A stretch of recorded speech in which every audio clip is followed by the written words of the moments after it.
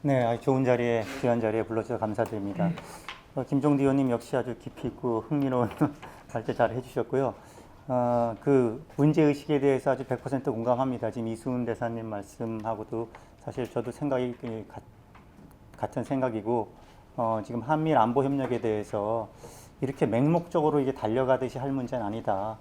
지금 대사님 말씀 주셨듯이 사실 한미 동맹에서 예전과는 다르게 약간 양국 간의 약간 국익이 좀 이렇게 갈라지는 그런 시기인 것 같습니다. 원래 동맹이라는 게 두 가지 딜레마가 있다 그러잖아요. 하나는 그 연루의 위험이 하나 있고 반기의 위험, 반기, 이게 버려진다는 그런 위험이 있는데 너무 밀착되다 보면 그 동맹국의 어떤 국익에 이제 엮여 들어가는 이제 그게 연루의 위험인데 지금 사실 그런 것이 뭐 경제 안보가 됐든 대만 해협이 됐든 그런 측면에서 자꾸 우리 연루의 비용이 높아지고 리스크가 커지는 게 아닌가 이런 생각이 듭니다. 그래서 분명히 지금 김종대 의원님 아까 발표해 주신 것처럼 한미일 안보 협력이 말은 사실 굉장히 좋고 그럴듯하지만 미국이 거기에 대해서 깔고 있는 기본적인 전략적 의도는 우리가 그렇게 가볍게 생각할 수 없는 건데 마치 우리랑 거의 국익이 일치한다고 생각할 정도로 이렇게 받아들이고 만약 간다면 굉장히 큰 문제다.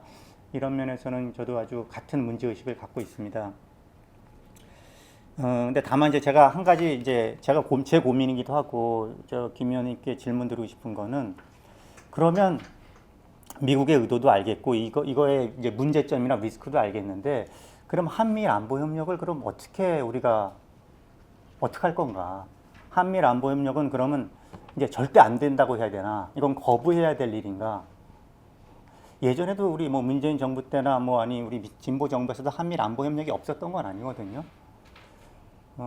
한미일 안보 협력에 숨어 있는 여러 가지 리스크는 있지만 이거를 그러면 진보 진영이나 진보 정부에서는 어떤 입장을 가져야 되나? 한미일 안보 협력을 전적으로 부정하는 게 맞는가? 아니면 하더라도 좀 더 다른 방식으로 해야 되나? 다른 수준으로 해야 되나? 약간 이런 고민까지 좀 할 필요가 있을 것 같습니다. 그래서 그걸 좀 여쭤보고 싶은데요.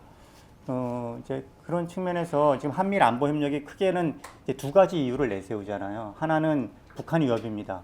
또 하나는 이제 중국 견제죠. 사실 미국 입장에서도 그렇고 일본에서도 실질적인 의도는 중국 견제입니다. 그렇지만 이제 앞에 내세우는 거는 이제 북한 위협도 많이 그 한미일 안보 협력의 정당화로서 이제 강조를 하죠.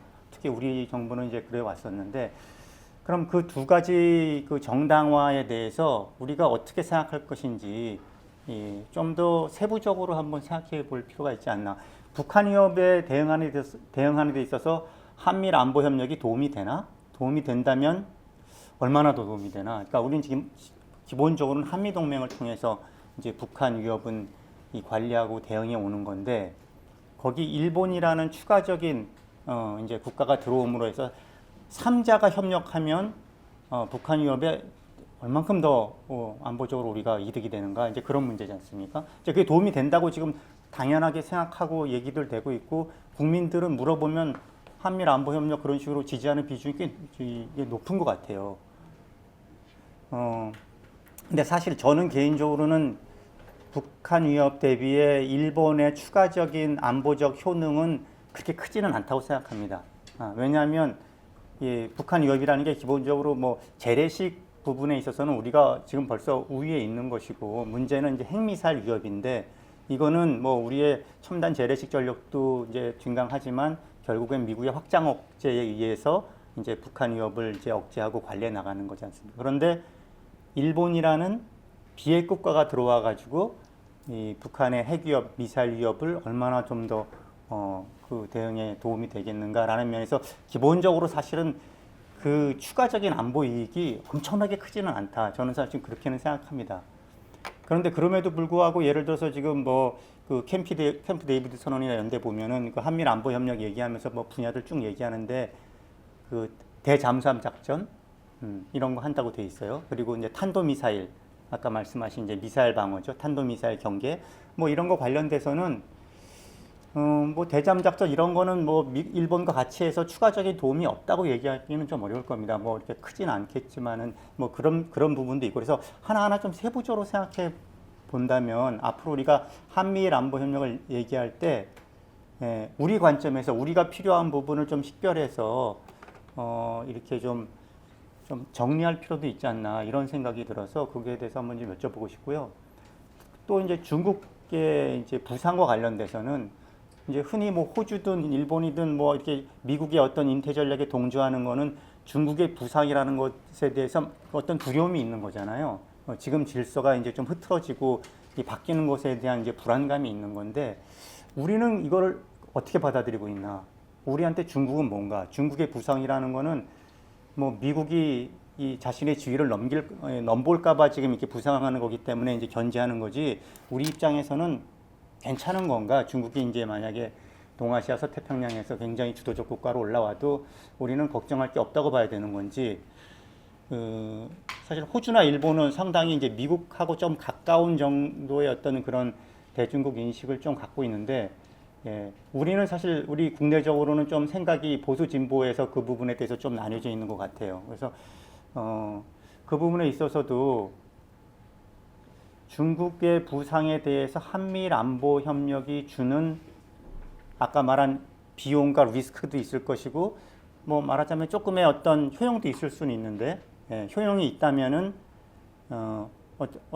어찌됐든 간에 이 지금 자유주의 진영 일원이니까 뭐 혹시나 느슨하게 이렇게 협력한다면은 이쪽 지역에서 동아시아 지역에서 중국의 힘이 너무 커지는데 그것을 이렇게 은근히 견제해주는 그런 정도 역할 같은 거는 한다고도 볼 수 있을 것 같은데 그러니까 지금처럼 뭐 윤석열 정부가 하듯이 맹목적으로 막 한미일 준동맹하러 가고 이런 건 너무 이제 비용 리스크만 커지는 거라면은 조금 뭐 한 느슨한 안보 협력 어떻게 보면 예전에 이제 진보 정부가 좀 그렇게 균형 감각을 갖고 해왔듯이 뭔가 그렇게도 할 수 있는 것인지. 그러니까 우리가 한미일 안보 협력을 지금 야 저게 저렇게 문제가 많고 뭐 이제 흔히 이제 여기에 대해서 우리가 경각심을 갖고 제대로 봐야 되고 이건 맞는데 이제 그걸 넘어서 그러면 우리 한미일 안보 협력에 대해서는 국민들한테 어떻게 얘기해야 되고 실제 미국한테는 어떻게 얘기해야 되고 우리 스스로는 어느 수준까지 어떤 방식으로 해야 될지 이런 고민도 좀 해야 되지 않을까 이런 생각이 들고요. 이것과 관련돼서 제가 하나만 좀 소개하고 싶어 소개라기보다 지금 오커스 아까 얘기도 하셨는데 오커스가 호주한테 핵 추진 잠수함을 미국과 영국이 미국의 기술과 이제 영국의 지원으로 설계로 이제 호주한테 핵 추진 잠수함을 8척을 2040년대 초반부터 이렇게 확보하게끔 지원한다는 거지 않습니까? 그게 이제 필러 1인데 그리고 이제 2040년까지 가기엔 너무 시간적 공백이 있으니까 2030년대 초반이면 이제 버지니아급도 미국의 핵 추진 잠수함을 3척 내지 5척을 이제 호주한테 제공한다는 건데 이게 이 오커스에 대해서 여러 가지 뭐 처음부터 출범부터 논란이 있었지만 이 호주 내에서는 오커스에 대한 지금 논쟁이 굉장히 좀 치열합니다. 그 오커스 회의론이라고 뭐 할 수도 있을 텐데 물론 주류적 의견은 아니지만 그래도 예전에 그 노동당 그 총리를 했던 그 폴 키팅이라든지 뭐 이런 전직 총리 2명이나 뭐 전직 외교부 장관 이런 분들이 굉장히 그 오커스 그 딜에 대해서 비판을 하거든요. 그 비판을 보면 굉장히 재밌습니다. 그러니까 호주가 핵 추진 잠수함을 갖게 된 비핵 국가인데 핵 추진 잠수함을 최초로 갖게 되는 거가 굉장히 호주의 국방력을 이제 높여줄 것 같은데 오히려 그게 호주의 안보를 해친다라는 것이 이제 비판의 요지입니다. 그러니까 뭐냐면은 이 호주한테 그 민감한 핵 추진 기술을 이전한다는 것 자체가 그 미국의 의도 자체가 사실은 유사시에 호주의 역할을 기대하기 때문인데 그 역할이라는 거는 남중국해가 됐든 대만 해협이 됐든 그런데 유사 사태가 발생했을 때 호주가 갖고 있는 그 제공받은 핵 추진 잠수함으로 어떤 군사적 역할을 하라는 거죠.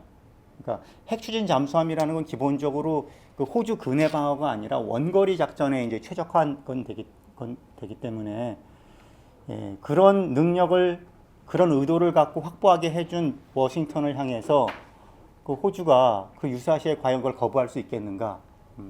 뭐 이제 그런 문제 제기거든요. 그리고 특히나 문제가 되는 건 기회비용의 문제입니다. 그 엄청난 뭐 300조가 넘는 돈이 들어가는 건데 잠수함 확보에만 해도. 근데 그 정도 돈이면 재래식 잠수함은 40척에서 50척을 이제 확보할 수 있다는 거거든요. 그러니까 호주를 방어하기 위해서는 중국과 아주 그 먼 거리에 떨어져 있기 때문에 그 원거리를 10분 활용해서 호주 대륙으로부터 가까운 근해를 방어하고 또 미사일을 늘리고 전투기를 확보해가지고 어떤 거부 역량을 키워가는 것이 호주 국방 전략으로서 적합한 것이지 그렇게 그 해추진 잠수함을 통해서 원거리까지 나가서 중국과 부딪히는 그런 군사 전략은 굉장히 어리석다. 이제 이런 비판입니다. 그래서 이런 치열한 토론이 있는데 제가 이걸 보면서 이제 느낀 거는 첫째는 어쨌든 굉장히 공개적인 토론이 예, 그렇게 고위직을 지낸 총리부터 나서서 이렇게 국가적인 논쟁이 있는 것에 대해서 한편으로 굉장히 좀 부럽기도 하고 시사하는 바가 있었다고 생각이 듭니다. 아까 김 의원님 말씀하셨듯이 우리 한미일 안보협력 각서는 지금 내용을 공개 안 하잖아요. 거기에 사실 뭐가 들어있길래 예, 그래서 그걸 가지고 사실은 사후 보고라도 해서 그거 이제 토론을 할 수 있어야 되는데 그런 부분 좀 문제라고 생각하고 두 번째는 그렇다고 해서 그 오커스를 비판하는 쪽에서 오커스를 비판해서 하지 말아야 된다는 얘기하는 게 아니라 그 돈이라면은 다른 방향으로 호주의 국방을 키워야 된다. 이런 대안을 제시하고 또 미국을 향해서는 미국은 호주에 굉장히 가까운 동맹국이지만 오히려 동맹국이기 때문에 중국을 상대할 때 그렇게 해서는 안 된다고 또 얘기할 수 있어야 된다. 뭐 이런 식으로 이제 그 어떤 대안적인 제안이랄지 담론이랄지 이럴 것까지 얘기하는 걸 좀 봤습니다. 그래서 우리도 이제 한미일 안보 협력이 지금 이제 윤석열 정부 추진하는 것은 굉장히 걱정스러운데 예, 저렇게 가서는 곤란하다고 생각이 드는데 근데 거기서 멈추지 말고 그럼 한미일 안보 협력에 대한 좀 더 건설적인 우리의 생각은 뭔가 좀 그런 부분이 있어야 되지 않을까 싶어서 나중에 한번 의원님의 고견을 듣고 싶습니다. 네, 이상입니다.